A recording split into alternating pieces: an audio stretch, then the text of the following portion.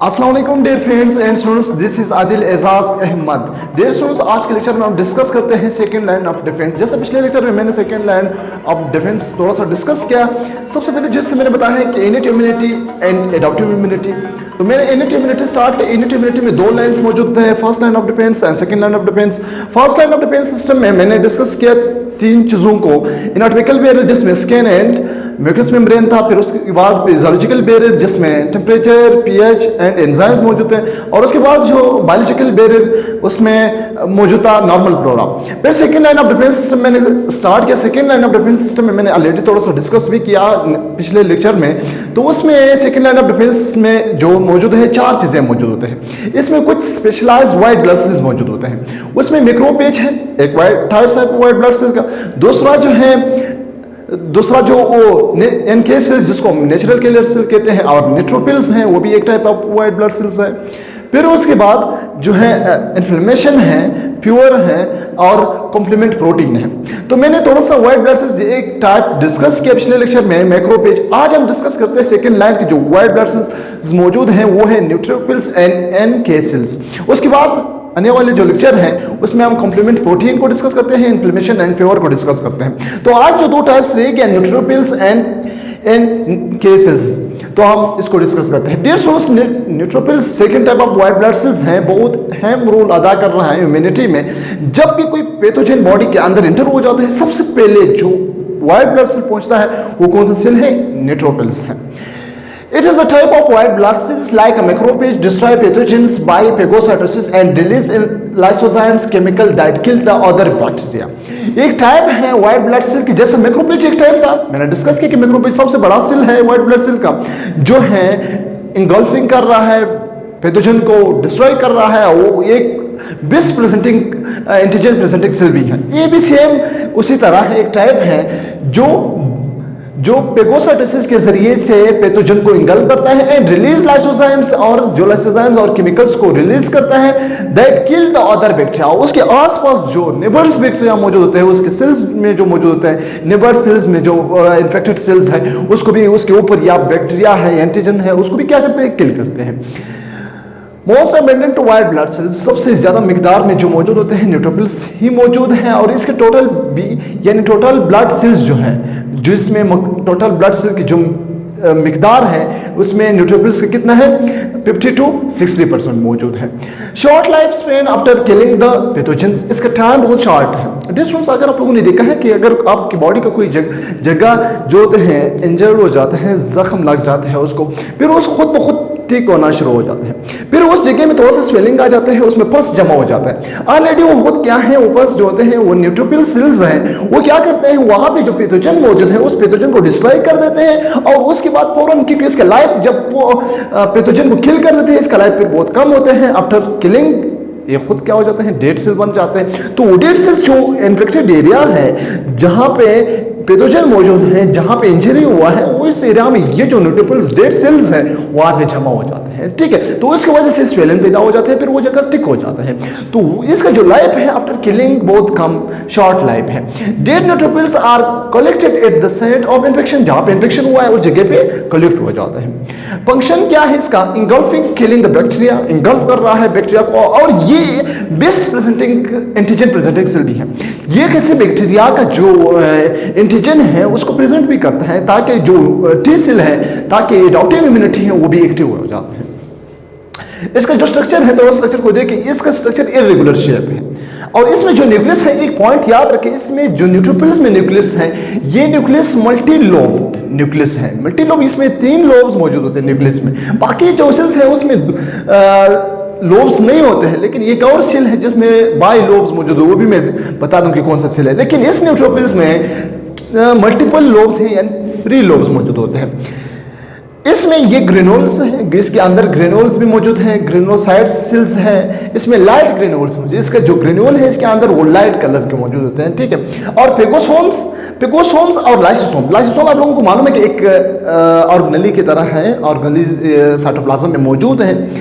जब ये पेगोसाइटोसिस करते हैं। जब पेगोसाइटोसिस अमीबा की तरह इसने क्या किया, एक बैक्टीरिया को इंगल्फ किया, अंदर लिया, तो उसको हम क्या कहते हैं, पेगोसोम्स कहते हैं। अब जब ये पेगोसोम्स कहाँ जाएगा, पेगोसोम्स लाइसोसोम्स क्या करते हैं, उस पेगोसोम्स को लेते हैं, इंगल्फ करते हैं। जब पेगोसोम्स लाइसोसोम ने इंगल्फ किया तो इसको फिर क्या कहते हैं, पेगोलाइसोसोम कहते हैं। क्या कहते हैं, पेगोलाइसोसोम कहते हैं। फिर लाइसोसोम इसको क्या करते हैं, डिस्ट्रॉय करते हैं, ब्रेक डाउन करते हैं, उसमें जो इंटीजन्स वगैरह उसके जो पार्ट्स होते हैं वो अलग अलग हो जाते हैं, ठीक है, डिस्ट्रॉय हो जाते हैं कंप्लीटली। तो इसको हम क्या कहते हैं, एक पेगोसोम्स। जब पैथोजन, जब सेल ने उस बैक्टीरिया को इंगल्फ किया, अंदर की तरफ लिया, तो उसको हम क्या कहते हैं, पेगोसोम कहते हैं। जब लाइसोसोम्स ने इस पेगोसोम्स को इंगल्फ किया तो इसको हम कहते हैं पेगोलाइसोसोम्स। ये इसका स्ट्रक्चर था। अब दूसरा टाइप जो है नेचुरल किलर सेल्स है, नॉट बी लाइपोसोम्स। याद रखिए ये जो नेचुरल किलर सेल्स हैं ये बी लाइपोसेंट नहीं है, ये जो है टी लाइपोसेंट है। टी लाइपोसेंट के एक पार्ट्स होते हैं। इस नेचुरल किलर सेल को डिस्ट्रॉयर्स इसको हम कहते हैं साइटोटॉक्सिक सेल भी कहते हैं। ये डायरेक्ट क्या करते हैं, पैथोजन बैक्टीरिया उसको डिस्ट्रॉय करते हैं, यानी जो सेल्स इन्फेक्टेड सेल्स हैं उसको डायरेक्टली क्या करते हैं, किल करते हैं, और उस सेल को भी खत्म करते हैं। उसमें जो पैथोजन है वो पैथोजन को भी डिस्ट्रॉय करते हैं। It is the type of white blood cells which play important role in immunity, kill virus, bacteria, infected cells directly by the producing interferons proteins activated other cells also. ये जो natural killer cells है ये T लाइपोसाइट है, एक point note करें, T लाइपोसाइट है, B लाइपोसाइट नहीं है। बी लाइपोसाइट जो है वो प्लाज्मा सेल सिक्रेट कर रहा है।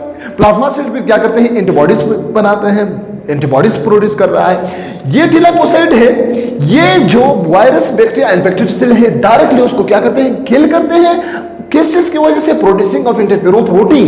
ये इंटरफेरोन प्रोटीन सिक्रेट कर रहा है और एक्टिवेटेड अदर सेल्स, और अदर सेल्स को भी एक्टिवेट करते हैं। इसको पता चल जाए कि यहाँ पे कोई आया है, कोई फॉरेन पार्टिकल्स आया है, ताकि वो भी पहुंच जाते हैं, उस बैक्टीरिया उस इन्फेक्टेड को खत्म कर देते हैं। अब इसका जो किस तरह होता है, नो पेगोसोम्स। याद रखिए ये पेगोसोम्स नहीं कर रहा है, पेगोसोम्स नहीं कर रहा है। जैसा न्यूट्रोफिल्स कर रहा था, जैसा मैक्रोफेज इंगल्फिंग का काम कर रहा था, ये वो नहीं कर रहा। ये कुछ प्रोटीन, ये आपके सामने जो सेल है ये एनके सेल्स है। ये एनके सेल, यहाँ पे एक सेल है वो इन्फेक्टेड है वायरस की वजह से। इस सेल के ऊपर एक वायरस आया है,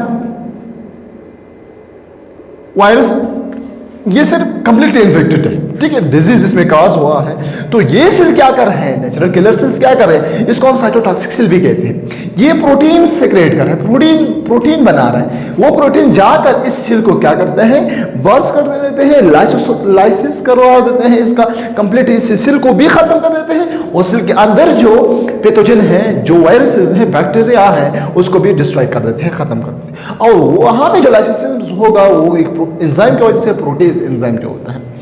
अब ये केमिकल्स जो हैं उसको हम क्या कहते हैं, पेरोपोरिन जो केमिकल्स हैं, जो प्रोटीन है, वो सिक्रेट करके उस सेल को डिस्ट्रॉय कर देते हैं। मोनोसाइट्स, जब बोन मेरो में सेल बन गया, ठीक है, सबसे पहले व्हाइट ब्लड सेल्स, उसको मोनोसाइट कहते हैं। अब मोनोसाइट थोड़ा सा एनलार्ज हो जाता है, थोड़ा सा बड़ा हो जाता है, उसका साइज इंक्रीज हो जाता है, वो टिश्यू में ट्रांसफर हो जाता है। जितने भी टिश्यूज हैं, लिवर में ट्रांसफर हो जाता है, वो किडनी में ट्रांसफर हो जाते हैं, वो हार्ट में ट्रांसफर हो जाता है। तो फिर उसको हम क्या कहते हैं, मैक्रोफेज कहते हैं। मैक्रोफेज जो है सबसे बड़ा सेल है। वो मैक्रोफेज फिर क्या करते हैं, और एक मैक्रोफेज बन गया और एक डेंड्राइटिक सेल बन गया। मैक्रोफेज मैंने डिस्कस किया, न्यूट्रोफिल्स मैंने डिस्कस किया, एनके सेल मैंने डिस्कस किया। अब डेंड्राइटिक सेल भी क्या करते हैं, ये भी पेगोसाइटोसिस कर रहा है। इस डेंड्राइटिक सेल को इसलिए डेंड्राइटिक कहते हैं कि इसके जो स्ट्रक्चर है बिल्कुल डेंड्राइट्स की तरह है। जैसे आप लोगों ने न्यूरॉन पढ़ा है, न्यूरॉन के जो साइड्स होते हैं डेंड्राइट्स मौजूद होते हैं, इसलिए इसको कहते हैं डेंड्राइट्स। देखिए ये जो सेल है इसके बिल्कुल अमीबा की तरह उसकी जो डेंड्राइट्स मौजूद होते हैं। एंटीजन प्रेजेंटिंग सेल है, ये भी एंटीजन प्रेजेंटिंग सेल है। यहाँ पे ये एंटीजन प्रेजेंटिंग सेल भी नहीं है और ये पेगोसोम्स भी नहीं कर रहा है, ठीक है, इंगल्फिंग का काम नहीं कर रहा है। एक पॉइंट आप लोग दिमाग में रखिए कि जो नेचुरल किलर सेल है वो पेगोसोम्स भी नहीं कर रहा है, और यहाँ पे जो है दूसरा एंटीजन प्रेजेंटिंग सेल भी नहीं है। रह गया कुछ और टाइप्स हैं, एसिनोफिल्स और बेसिनोफिल्स जो मौजूद होते हैं, ये भी व्हाइट ब्लड सेल के टाइप्स होते हैं। ये जो है रेड ग्रेन्यूल्स मौजूद हैं, ये ग्रेन्योसाइट सेल्स हैं जिसमें ग्रेन्यूल्स मौजूद है। जैसे नेचुरल न्यूट्रोफिल्स में ग्रेन्यूल्स लाइट टाइप्स मौजूद है, यहाँ पे भी ग्रेन्यूल्स मौजूद हैं, लेकिन कौन सा ग्रेन्यूल है, रेड कलर का ग्रेन्यूल है। पेगोसाइटिक सेल्स है, पेगोसाइटिक सेल्स है, पेगोसाइटोसिस कर रहा है, ये पेगोसाइटोसिस नहीं कर रहा है। बाकी ये जो है पेगोसाइटोसिस कर रहा है। और न्यूट्रोफिल्स फेगोसाइटोसिस कर रहा है, और आपकी जो मैक्रोफेज है वो ने फेगोसाइटोसिस कर रहा है। यहाँ पे रेड ग्रेन्यूल्स फेगोसाइटिक सेल्स जिसका टोटल मिकदार जो व्हाइट ब्लड सेल में वो 3% है, ठीक है, 3%। और इसमें न्यूक्लियस जो है बाइलोब न्यूक्लियस है, बाइलोब, वहां पे ट्राई यानी मल्टीपल लोब, यहाँ पे 2 लोब्स मौजूद है न्यूक्लियस के। किल पैरासाइट, इस पैरासाइट को क्या करते हैं, किल करते हैं। अब बेसिनोफिल्स, बेसिनोफिल्स जो होते हैं ये भी एक टाइप है व्हाइट ब्लड सेल की जिसमें जो ग्रेन्यूल्स मौजूद है, ब्लू कलर ग्रेन्यूल्स मौजूद हैं। नो फेगोसाइटिक सेल्स, ये भी फेगोसाइटोसिस नहीं कर रहा है। और ये इसमें ग्रेन्यूल्स मौजूद हैं, कौन सा ग्रेन्यूल्स, ब्लू कलर के ग्रेन्यूल्स। इसमें TBC and total blood cells के मिकदार में ये कितना मौजूद है, 1% मौजूद है, बहुत कम मिकदार में। इसमें न्यूक्लियस है, न्यूक्लियस का इसका एक हैंड होता है इस तरह, जैसे मैंने बताया ये न्यूक्लियस थोड़ा सा अलग है, एक ही लोग तो नहीं कह सकते, लेकिन साइड पे थोड़ा सा किनारा रखता है ये न्यूक्लियस। और ये एलर्जिक, जब बॉडी में एलर्जी हुआ तो यहाँ पे ये होगा। डिसऑर्डर्स बहुत ही सिंपल है, कंसेप्चुअल दिमाग में रख के second line of defence system में सबसे पहले क्या चीज है, कुछ स्पेशलाइज्ड सेल्स हैं व्हाइट ब्लड सेल्स, जैसे मैंने डिस्कस किया पिछले लेक्चर में मैक्रोफेज, उसके बाद आज के लेक्चर में मैंने न्यूट्रोफिल्स NK सेल डिस्कस किया। ये जो 3 सेल्स हैं ये सेकेंड लाइन ऑफ डिफेंस में बहुत अहम रोल अदा कर रहा है। अब रह गया कॉम्प्लीमेंट प्रोटीन। कॉम्प्लीमेंट प्रोटीन जो है हम नेक्स्ट लेक्चर में अलग डिस्कस करते हैं। कॉम्प्लीमेंट प्रोटीन है, इन्फ्लेमेशन है एंड प्योर है, अब नेक्स्ट आने वाले लेक्चर में हम डिस्कस करते हैं। लेकिन यहाँ पे जो है सेकेंड लाइन का जो एक चीज होता है वो क्लियर हुआ, कौन सा, स्पेशलाइज्ड व्हाइट ब्लड सेल्स, उसमें मैक्रोफेज, न्यूट्रोफिल्स, NK सेल्स और बेसिनोफिल्स, डेंड्राइटिक सेल्स, एसिनोफिल्स, ये आप लोग दिमाग में रखें। तो डियर स्टूडेंट्स, आई होप आप लोगों के लेक्चर क्लियर है। अगर इस वीडियो से आप लोगों को कुछ फायदा हुआ है तो लाजमी अपने दोस्तों के साथ शेयर करें और हमारे चैनल को सब्सक्राइब करना मत भूलें।